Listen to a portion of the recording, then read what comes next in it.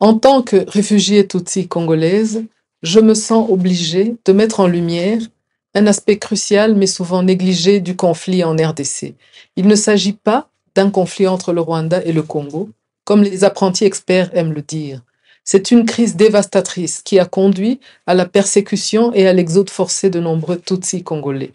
Des centaines de milliers de nos compatriotes ont cherché un refuge en Ouganda, au Rwanda, au Kenya et partout ailleurs, fuyant la haine virulente et la violence qui sévissent dans notre pays natal.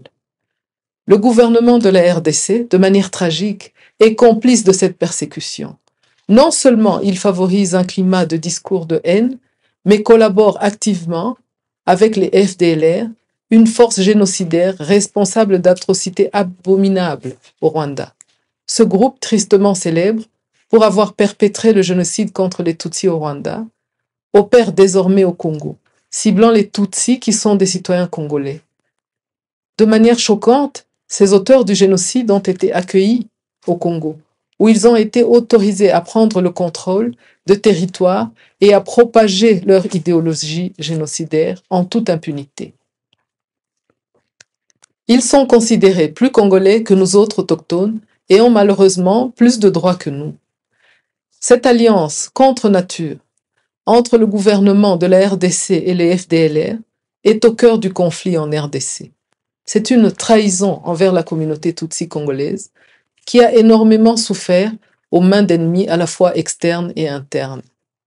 Ce qui est particulièrement bouleversant, c'est que le gouvernement censé protéger ses citoyens les arme et soutient au contraire une force dédiée à leur extermination.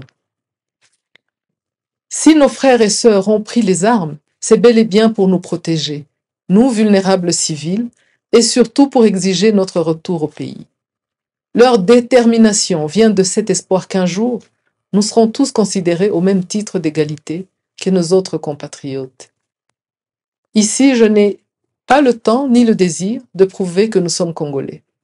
Cela est tellement ridicule car quiconque connaît l'histoire du Congo ne peut douter de ce fait.